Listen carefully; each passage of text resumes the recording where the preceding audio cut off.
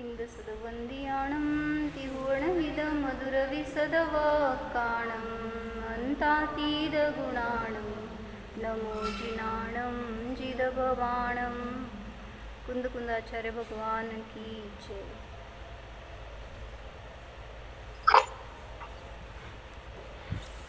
पंचास्तिका संग्रहामध्ये गाथा नंबर 56 बघतो. उदयेण वसमेण या खयेण दुहिं मिस्सिदेहिं परिणामे जुक्ता ते जीवगुणा बहुसूयध्ये सुविद्धीर्णाम.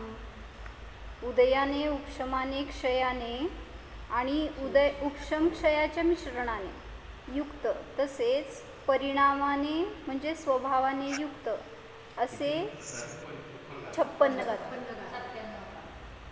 असे 5 गुण जीवाचे भाव आहेत आणि ते पुष्कळ प्रकाराने विस्ताराने शास्त्रामध्ये सांगितले आहेत. म्हणजे जीवाचे परिणामच आहेत. त्याला कर्माच्या भाषेतून बोलताना म्हणा किंवा सापेक्ष कथन करताना अशी 5 नावं दिली जातात. सगळीकडे फक्त जीव परिणामच आहेत.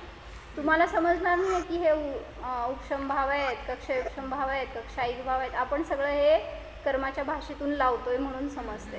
किंवा जे भेद असे सांगितले गेले शास्त्रामध्ये त्या भावांचे, त्याच्यावरून आपण असं त्यांना डिफरन्शिएट करतोय की हे औदैहिक भाव आहेत, हे क्षायिक भाव आहेत वगैरे. तर त्या औदैहिक भावामध्ये 21 भेद बघत होतो आपण. कुठले 21 भेद? 4 गती, 4 कषाय, 6 लेशा, 3 वेद, मिथ्यात्व, अज्ञान, असंयम आणि असिद्धत्व. म्हणजे हे जे 4 घेतलेत शेवटचे, त्याच्यामध्ये श्रद्धा, ज्ञान आणि चारित्र्याचे 3 घ्यायचे. मिथ्यात्व, अज्ञान आणि असंयम. म्हणजे श्रद्धेची विपरीतता मिथ्यात्व, ज्ञानाचं अज्ञान आणि असंयम म्हणजे चारित्र्याचा भेद घेतला. आणि एक शेवटचं असिद्धत्व. तर त्याच्यामध्ये अज्ञानरूप औदैहिक भाव बघत होतो. काय सांगितलं होतं त्याचं वर्णन? अज्ञानरूप औदैहिक भाव कशाला म्हणलेलं? ज्ञानावरण आणि वीर्यांतराय कर्माचा तीव्र क्षयोक्षम, तीव्र उदय असताना औदैहिक भाव घ्यायचेत ना. ज्ञानावरण आणि वीर्यांतराय कर्माचा तीव्र उदय असताना जे ज्ञान अभावरूप असतं, या कर्मांचा तीव्र उदय असताना जे ज्ञान अभावरूप असतं त्याला म्हणलं औदैहिक अज्ञान. काका ऐकू येते का? रमेश काका ऐकू येते का? काय म्हणलं की ज्ञानावरण आणि वीर्यांतराय कर्माच्या क्षयोक्षमामध्ये आपल्याला ज्ञान होतंय, पण त्यांचा जेवढा उत्कृष्ट उदय असणार तेवढं ज्ञानावर आवरण आहे. मग त्या उदयाच्या निमित्तात जे अज्ञान आहे त्याला म्हणलं औदैहिक अज्ञान. जे ज्ञानाचा अभाव आहे त्याला म्हणलं औदैहिक अज्ञान. दरवाजा बंद करताय का? वर आवाज ते पण करा समोरचं. तर ह्याची गुणस्थानं किती सांगितली होती? 1 ते 12 गुणस्थानांमध्ये औदैहिक अज्ञान आहे. म्हणजे आपण कोण आहे? ज्ञानी का अज्ञानी? ज्ञानी म्हणायचं का अज्ञानी? स्वभावाच्या अपेक्षेने ज्ञानीच आहे, पण उदयाच्या अपेक्षेने सांगितलं औदैहिक अज्ञान आहे, त्यामुळं अज्ञानी आहे असं म्हणतं. मग त्याचे टाईप्स काय काय सांगितले होते? धर्मपालन करतो तर रूढीने करतो.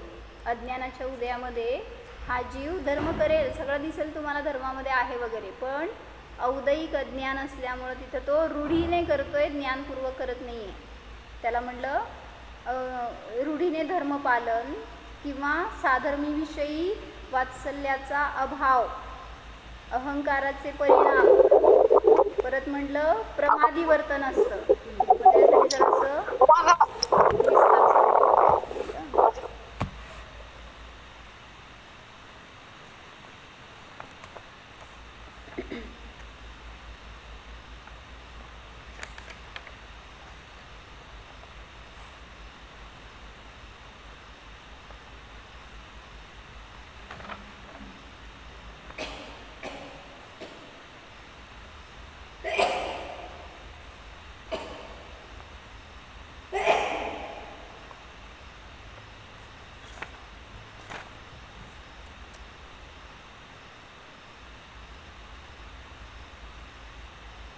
हां, कर्ता काल मी सांगत होते ना, हे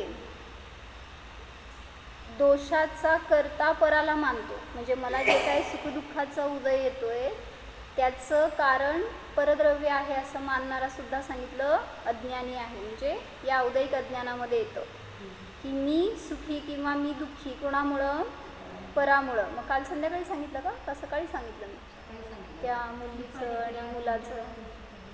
नाही ते नाही. तो एक मुलगा आहे आणि म्हणजे एक जण प्रतिक्रमणाला आले होते इथं, तर त्यांना हां, तर त्या मुलाला सांगितलं 10 लाखाचं कर्ज झालं आहे आणि त्याच्यामध्ये तो दोष देतोय सगळा त्यांच्या वडिलांना, की वडिलांनी कधी मला पैसा पुरवला नाही किंवा वडिलांनी माझी कधी हौस पुरवली नाही, मला कधी सुखसामग्री मिळाल्या नाही त्यांच्याकडून, इवन माझा धंदा पाण्याला सुद्धा त्यांच्याकडनं मला मदत मिळाली नाही, त्यामुळं इतकं कर्ज झालं आणि मग आत्महत्येचा प्रयत्न केला होता असं वगैरे.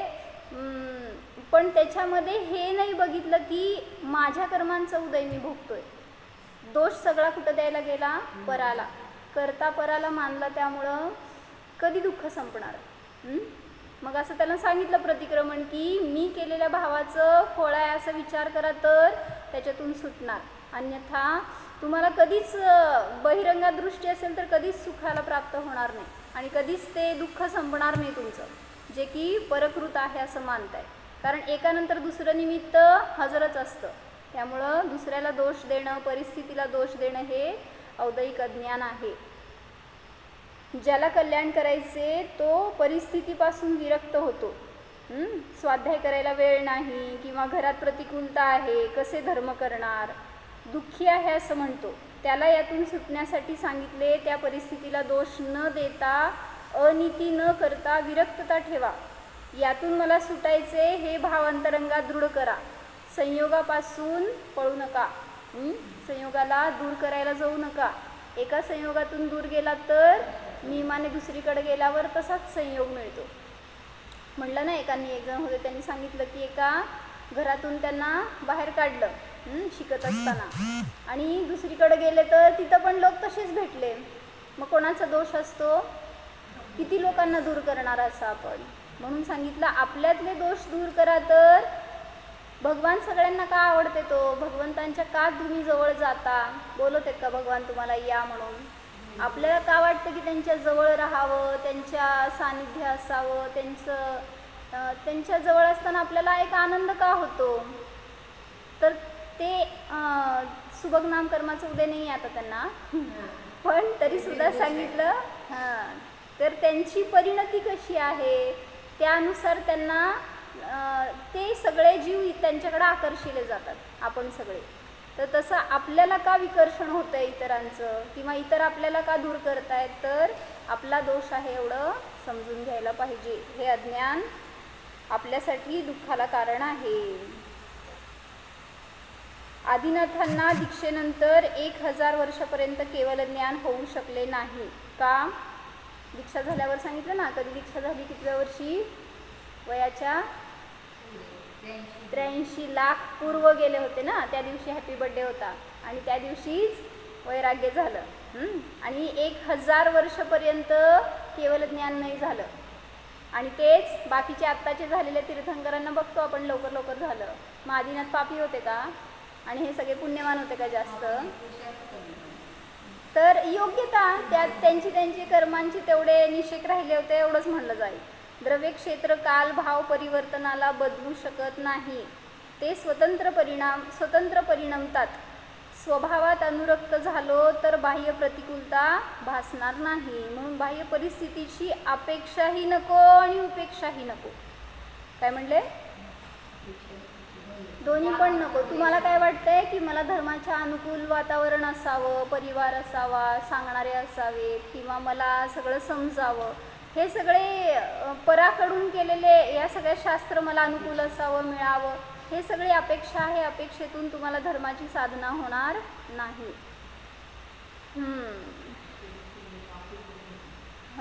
त्यालाच औदैहिक भाव म्हणले. मग जे काही तुम्ही पराकडून अपेक्षा करणार, पराला दोष देणार, पराला करता बनवायला जाणार, सगळं औदैहिक अज्ञान आहे.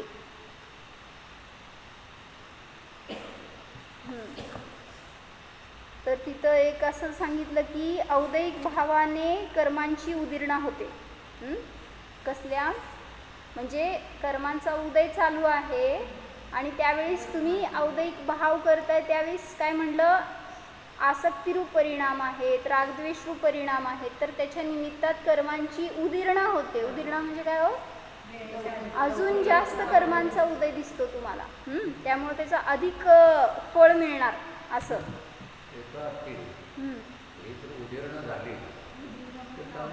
चांगलं आहे, पण त्या समयात त्याला जर समता असेल तर चांगलं. परत आकुलित झालं तर पुन्हा तशीच कर्मांचा आश्रव बंद. ज्ञानपूर्वक उदिरणा चांगली आहे, अज्ञानाने झालेली उदिरणा पुन्हा कर्माला कारण आहे. त्यामुळं तिथं म्हटलं की तुम्ही जर आज मुनींना नाही का उदिरणा आहो, सगळी उदिरणात चालू आहे ना. उपसर्ग होतोय म्हणजे काय आहे, सगळी कर्मांची निर्जरा होतीये म्हणजे काय आहे. मग ते तपाच्या निमित्तात झालेली ज्ञानपूर्वक उदिरणा मोक्षाला कारण आहे. पण आपण अज्ञानाने उदिरणा करतोय आणि पुन्हा त्याच्यामध्ये आकुलित होतोय, पुन्हा तसे कर्मबंध बांधले जाणार. म्हणून सावधानता किती आवश्यक आहे. आपल्याला हे नाही कळत की क्षुल्लक आपल्या परिणामांनी आपण किती मोठ्या पुन्हा संसाराला वाढवतोय. तर तिथं सांगितलं काय की शास्त्र स्वाध्याय, हे म्हणलं होतं आपण का स्वाध्यायाला येतो, बंद पडेल, मंदिर बंद पडेल, नाहीतर परंपरा बंद पडेल, रूढी चालायला पाहिजे. म्हणून धर्म कराल तर शून्य आहात. किती वर्षोनवर्ष धर्म केला, स्वाध्याय केला तरी सुद्धा उपलब्धी काही होणार नाही. मग हे झालं औदैहिक अज्ञान. त्यामध्ये मोहक्षयाचा, सुखप्राप्तीचा विचारच नसतो जेव्हा अशा परिणामांनी कोणी धर्माकडे येतो त्यावेळेस. मग श्वास घेताना तुम्ही असं म्हणता का हो, मी श्वास घेतो म्हणून ऑक्सिजनचं बरं आहे, नाहीतर काय झालं असतं. पाणी पिताना मी पाणी पितोय म्हणून बरं आहे, नाहीतर पाण्याचं काय झालं असतं. तसं तुम्ही मग धर्माला का म्हणताय, मी धर्म करतो म्हणून बरं आहे, नाहीतर 18,000 वर्ष धर्म कसं चालणार. कशाला चिंता पाहिजे, धर्माचं जे व्हायचं ते होणार आहे. धर्म कधी अबाधित आहे, त्याला काही कधी कोण काय करू शकणार नाही. माझ्या परिणामात आहे ना तो धर्म, त्यामुळं मी जे करेन त्याचा फायदा मला आहे, धर्माला नाही आहे. धर्म म्हणजे बाहेर कुठली वस्तू नाही आहे ना, हेच तर समजत नाही आहे. म्हणून धर्माचं काय होणार, धर्म टिकणार की नाही, मी करतोय म्हणून टिकतोय, हे सगळे औदैहिक अज्ञान आहे. किंवा काल सांगितलं सगळं, मी प्रक्षाल करतोय, मी पूजन करतोय म्हणून देवाचं बरं आहे, नाहीतर देवाचं काय झालं असतं का. देवाचं काही होणार नाही आहे, कारण देवामुळं तुम्ही आहे का तुमच्यामुळं देव आहेत, हे अज्ञान अजून संपलं नाही. माझ्यामुळं देवाचं चांगलं आहे ही भावना, किंवा मी चालवतो म्हणून सगळं मंदिराची व्यवस्था चांगली चालते, हे सुद्धा औदैहिक अज्ञान आहे. मग त्यांनी त्यात एक उदाहरण घेतलं की परवा विचारलं होतं ना मी, सम्यक दृष्टी जीव उपसर्ग करतो की नाही. मुनिराजांवर सम्यक दृष्टी जीव उपसर्ग करतो की नाही हे विचारलं होतं ना मी, का नाही विचारलं. कोण केलं केलं कोण केलं.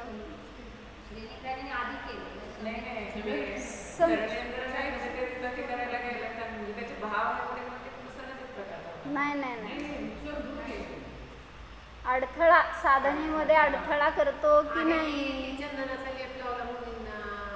नाही सम्यक दृष्टी हो, नाही सम्यक दृष्टी कुठं आहे, तो अज्ञानाने केलेला तो कार्य त्यांनी.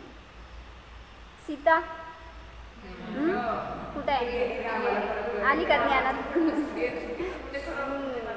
म्हणजे सीतेनी सम्यक दर्शन प्राप्त केलं आणि गेली स्वर्गात, 16व्या स्वर्गामध्ये जाऊन प्रतींद्र झाली आहे. म्हणजे स्त्रीपर्याचा छेद झाला, सम्यक दर्शन सहित आहे. पण परिणाम कसे विचलित झाले, कळलं अवधी ज्ञानाने की राम तपस्या करतायत आणि याच भवात मोक्षाला जाणार आहेत. म्हणले आपण थांबवू त्याला, पुढच्या भवात दोघं मिळून जाऊ असं विचार. आणि आली की उपसर्ग करायला. काय केला, उपसर्ग चलित करण्याचा प्रयत्न केला. मोह आहे ना, अजून चारित्र मोहाचा उदय आहे. कुठलं चारित्र मोह आहे, कुठलं चारित्र मोह आहे. सम्यक दृष्टी इंद्राकडं कुठलं चारित्र मोह आहे सांगा की उदय. अप्रत्याख्यान आवरण, त्याच्या उदयामध्ये काय कार्य दिसू शकतं? स्वतः सम्यक्त्वातून च्युत होणार नाही की, पण हां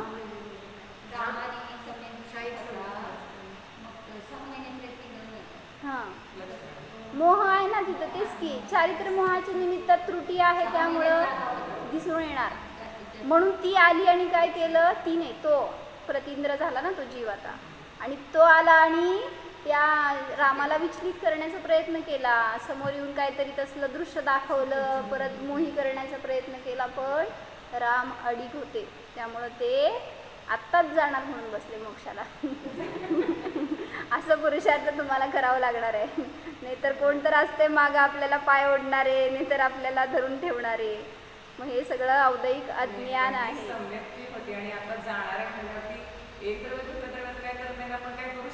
असं मोहात विसरून जातो सगळं, सावधान, तुम्ही पण विसरून जाणार आहे हे सांगते.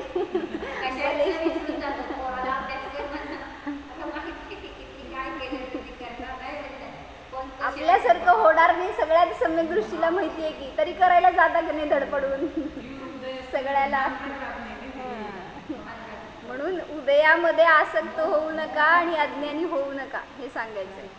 आणि तोच जीव होता ना रावणाला आणि लक्ष्मणाला जाऊन उपदेश देणारा. कोण होता? तिथं जाऊन म्हणजे शाण्यासारखं उपदेश दिला आणि इथं येऊन येण्यासारखं काम करायचं. एकच जीव होता. मोह हो, शेवटी चारित्र्य मोहाच्या उदयात अजून आसक्तीचे परिणाम असतील, थोडंफार कशाय असणार आहे. क्रोधमान मायालोभ आहेत त्याच्याजवळ, पण त्याच्या निमित्तामध्ये फक्त त्यात पुरुषार्थ त्यांनी करून त्याच्यातून स्वतःला सेफ ठेवायला पाहिजे. पण झाला मोही, त्यामुळं असे उदय दिसून येऊ शकतात. म्हणून आपल्याला सावधानता असावी हे कळण्यासाठी त्या सीतेला दोष देत बसू नका. असं मला पण कधी विचलितता होईल तर मी कसं परिणामात स्थिर राहायला पाहिजे, स्वभावाची माझी कशी ओढ पाहिजे हे त्याच्यातून जाणून घेण्यासाठी.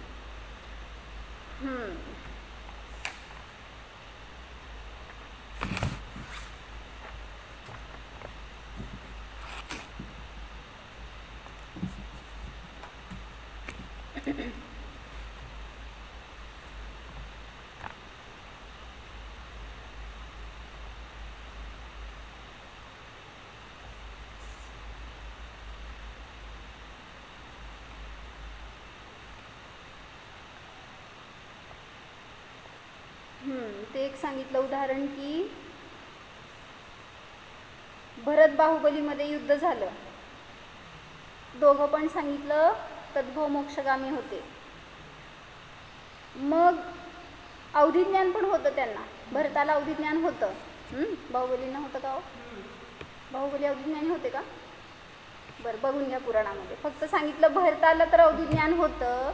मग त्यांनी अवधीनी हे का नाही जाणलं की अंतर्मुहूर्तात त्यांना वैराग्य होणार आहे.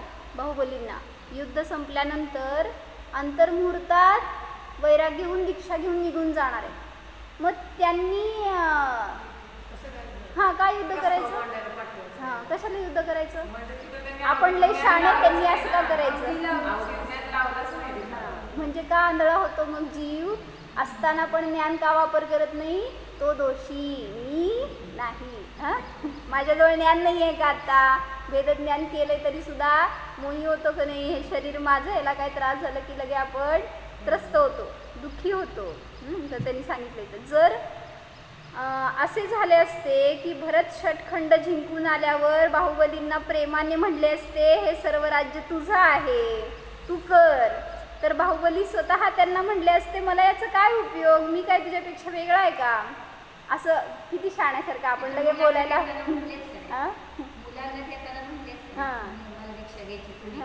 तसं मग त्या बाहुबलीला का नाही म्हणले? संसार वाढला कसा असता, मी काय वेगळा आहे का तुझ्यापेक्षा, तूच सांभाळ, असं बाहुबली म्हणले असते. पण उदयामध्ये आसक्त अज्ञानरूप परिणामाचं हे फळ. सहज अधीनता झाली असती जर असं म्हणले असते तर बाहुबलींकडनं, बाहुबली सहज अधीन झाले असते. पण एका क्षणापूर्वी भाऊ होता, दुसऱ्या क्षणी वैरी झाला, शत्रू झाले दोघं. पण दोघंही अवधिज्ञानी होते. अवधीने पाहिले असते तर समजले असते की बाहुबलींना अंतर्मुहूर्तात दीक्षेचे परिणाम होणार आहेत. पण या औदयिक भावासमोर क्षयक्षमिक भाव क्षयक्षमिक ज्ञान काही करू शकत नाही. म्हणजे न औदयिक भाव पारिणामिक भावाचं काय करतं, न पारिणामिक भाव औदयिक भावाला बदलू शकतं. किती स्वतंत्रता आहे बघा की. असे ते म्हणजे फक्त आपला पुरुषार्थ पाहिजे एवढंच समजतं याच्यातून. कोणाला क्षयक्षमिक ज्ञान होतं, ज्ञान क्षयक्षमिक ज्ञान आहे जे चालू असलेलं, त्याच्यामध्ये सुद्धा हे औदयिक भाव काय करू शकत नाहीत आणि ज्ञान सुद्धा त्या अज्ञानाला दूर करू शकत नाही, औदयिक अज्ञानाला. मग हे सगळे असे उदय औदयिक अज्ञान रूपाने सांगितले जातात. भगवान नेमिनाथांनी दिव्यध्वनीत सांगितले 12 वर्षांनी द्विपायन मुनींच्या निमित्तात द्वारका जळणार आहे. पण लीप इयर सांगायचं विसरले का? द्विपायन मुनींनी काय जाळण्यासाठी द्वारकेत प्रवेश केला नाही, पण ते वाचवायला येत होते. 12 वर्ष होऊन 2-3 महिने झाले होते, पण 12 वर्ष 6 महिने झाल्यावर या असं भगवंतांनी सांगितलं नाही. कोणाचा दोष? आपलं मोह बघत नाही. आपण सांगितलं होतं ना 12 वर्ष जाऊ नका, इतकं काय गडबड होती मग जायची, अजून 1 वर्षभर थांबायचं होतं. नाही, 12 वर्ष झाले की काउंटिंग सुरू झालं, काउंटडाऊन, लगेच गेले घरी. हां, आणि मग असं सांगितलं असतं तर अनेक जीवांचा घात झाला नसता. म्हणजे काय भावलिंगी असं कसं असू शकतं ना? ते किती दोषी आपण नाही. तसं लगेच असं आपले 4 बोट आपल्याकडे कळत नाही, सगळं त्यांच्याकडे. तेजस वृत्ती बाहेर पडली ना की संपला, गेला तो खाली, गुणस्थान ढासळलं. नाही, वृत्ती बाहेर पडली आणि मग नंतर त्यांचं गुणस्थान ढासळलं असं म्हटलं जातं.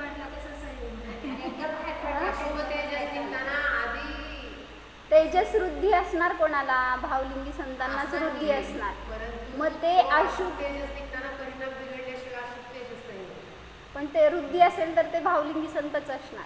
पण जेव्हा वृद्धी बाहेर पडली त्यावेळेस त्यांचं गुणस्थान ढासळलं असं म्हटलं जातं. आणि कुठं कुठं असं पण वर्णन आहे की ते त्याच्यामध्ये मेले द्विपायन मुनी आणि अग्निकुमार देव झाले आणि मग सगळं ते द्वारका भस्म केली, असं पण अनेकांचं वर्णन येतं. कसं कुठं असेल समजून घ्यायचं. फक्त सांगायचा भाव काय होता की अज्ञानामध्ये आकृष्ट झाले की नाही ते, म्हणजे त्या अज्ञानाच्या उदयात औदयिक भाव झाले आणि भ्रष्ट झाले साधनेपासून.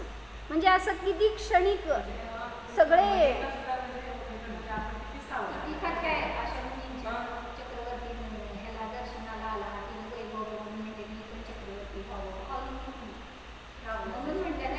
निदान असं मोहाचे उदय आहे तो केलेल्या अनादीपासूनचे.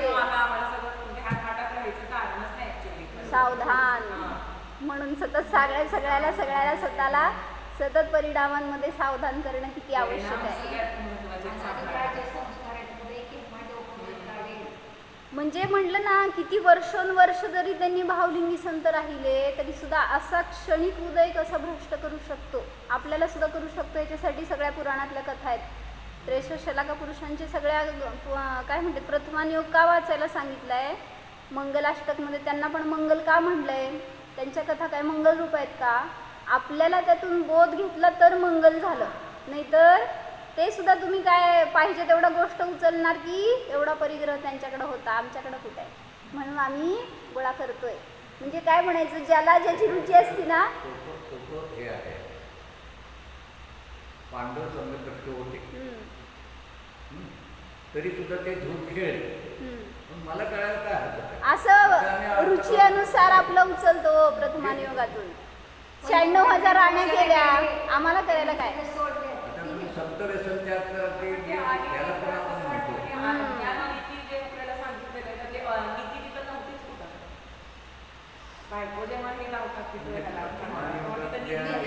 ग्रहण काय करायचं त्यासाठी पण विवेक पाहिजे, फार महत्वाचं आहे. बरोबर आहे. सर्वसाधारणपणे प्रथम म्हणजे आता की पूर्वीच्या काळी किंवा अजूनही असेल, प्रथमयोग ज्या कथा सांगितल्या गेल्या किंवा सांगितल्या जातात त्या इतक्या स्थूल रूपाने सांगितल्या जातात की त्याच्यातून नक्की काय ग्रहण करायचं हे लक्षात येत नाही. आणि सांगितलं तरी कळत नसतं एकट्याने. हे असतं औदयिक ज्ञान. कारण पाहिजे तेवढ्याकडे गोष्टीचा उपयोग अडकलेला असतो.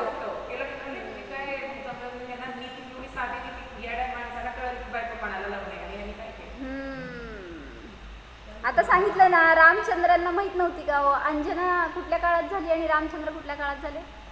कुठल्या तीर्थंकरांच्या काळात झाले रामचंद्र आणि अंजना? काय म्हणायचं तुमचं हनुमान भाऊ?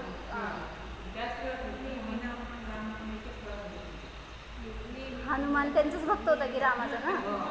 तर ते काहीतरी अंजनेची गोष्ट आधी झाली होती, कारण हनुमान जन्मून समोर आले होते रामाच्या म्हणल्यावर अंजनेची गोष्ट रामांना माहिती होती की अंजनेवर असा आळ घातला होता, तिला जंगलात सोडलं होतं, तिच्यावर असे उपसर्ग झाले, गर्भवती अवस्थेमध्ये तिला असलं इतकं दुःख सहन करावं लागलं.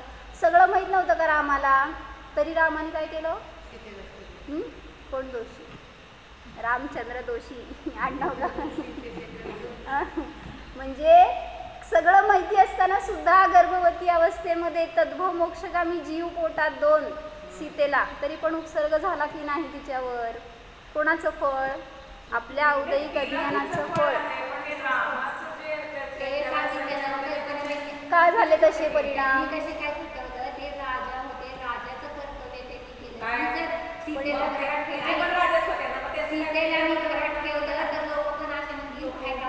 पण त्याच्यात परत पण सांगितलं ना, परत सांगितलं ना त्यांनी की निर्दोष.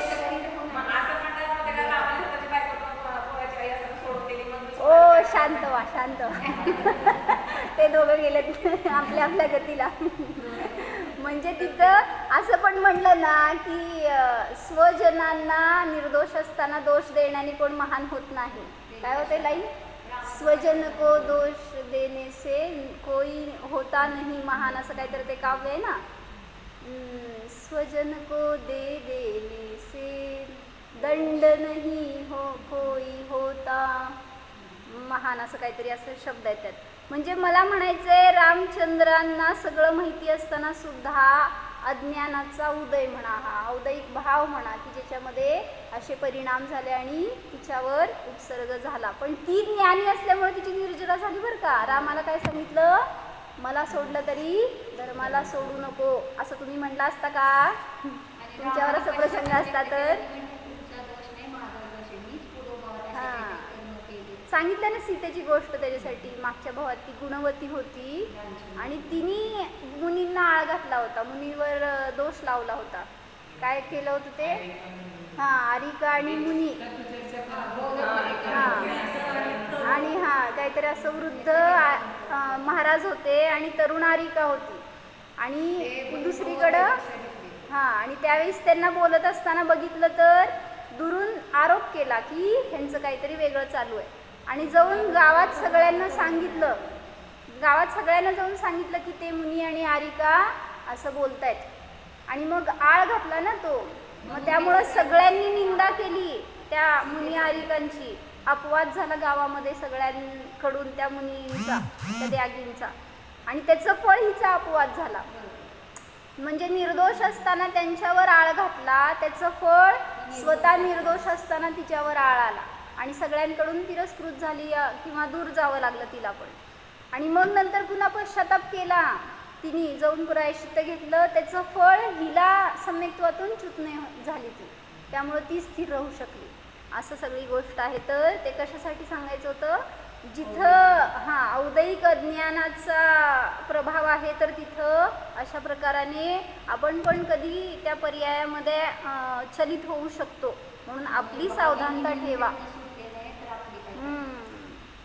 आणि आपण भलेही स्थिर राहू, आयुष्यभर स्थिर राहील कोणीतरी किंवा दिसेल की खूप दृढ आहेत असं, पण शेवटच्या समयाला सांगितलं ना, या भवातले असे अनेक कर्म असतात की जे याच भवात तुम्हाला फेडण्यायोग्य असतात.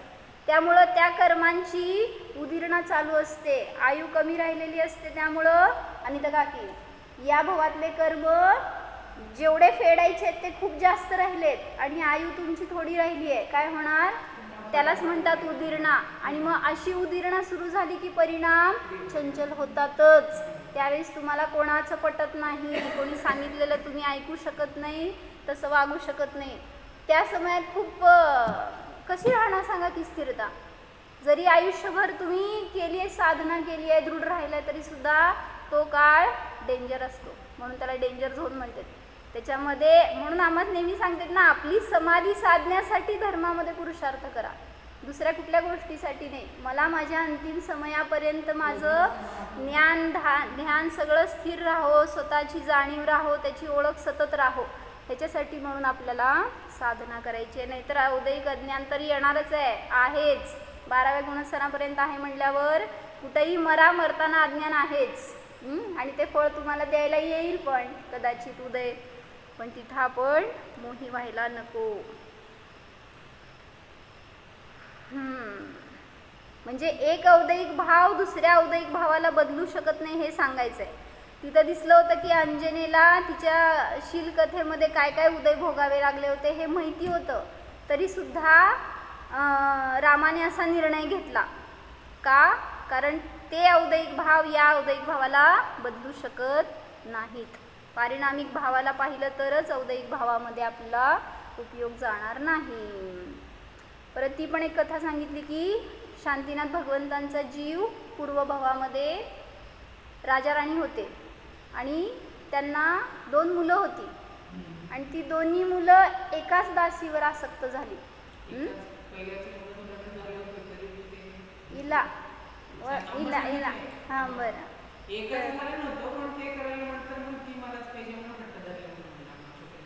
ते दोन्ही ते ह्याच्यात वाचली होती कुठल्या तरी गोष्ट. हां, दासी पुत्रीवर आसक्त झाले दोघं पण एकाच.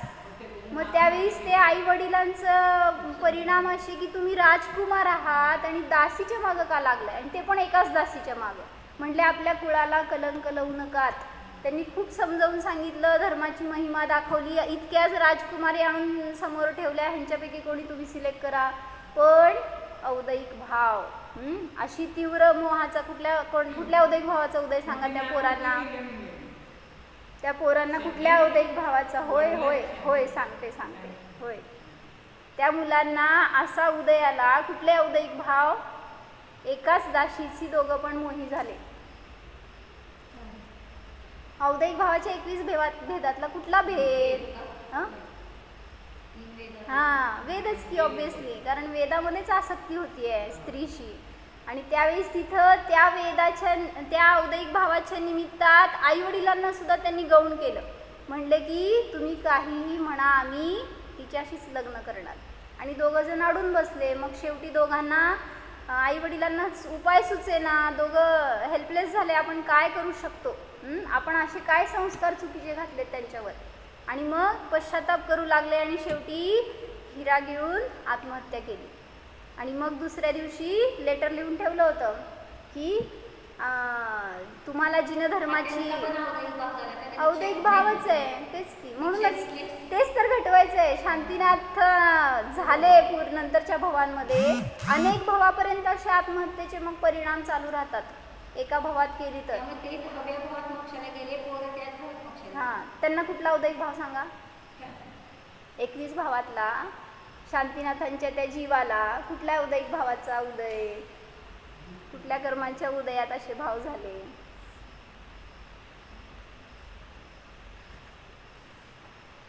सगळे गार झाले.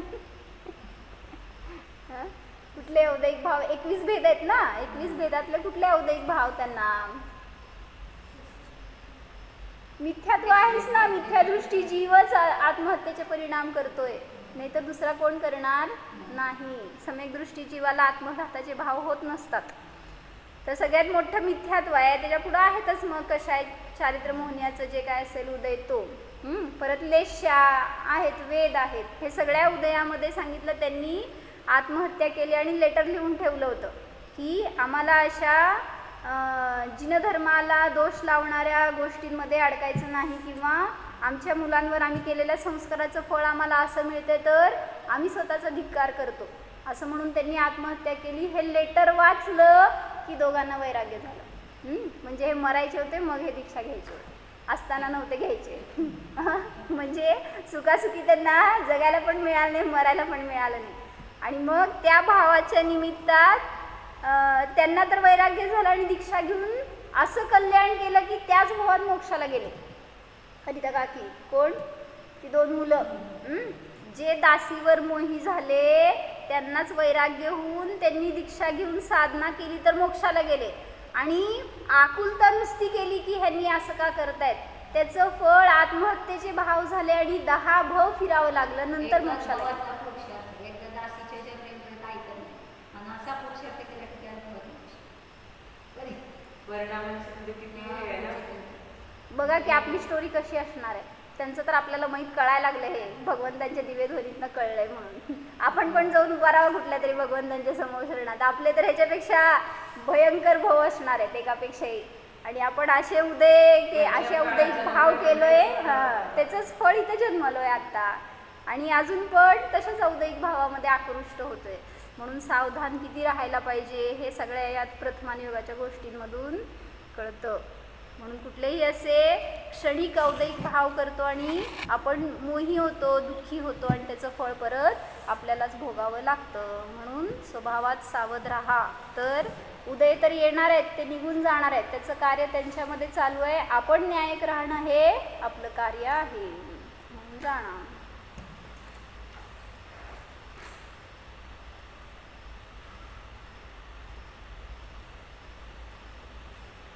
जाणा हा मी पारिणामिक भाव स्वरूप जीव आहे.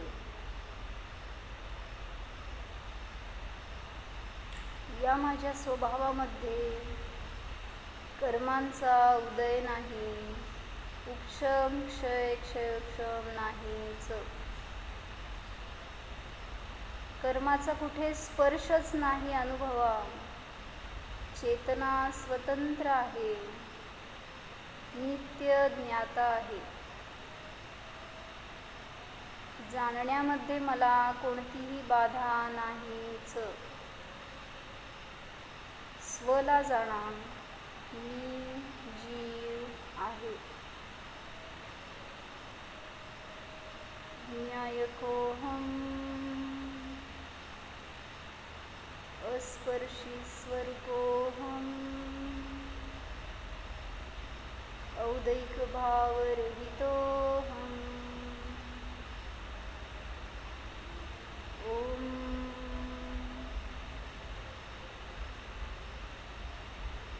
विसर्जन.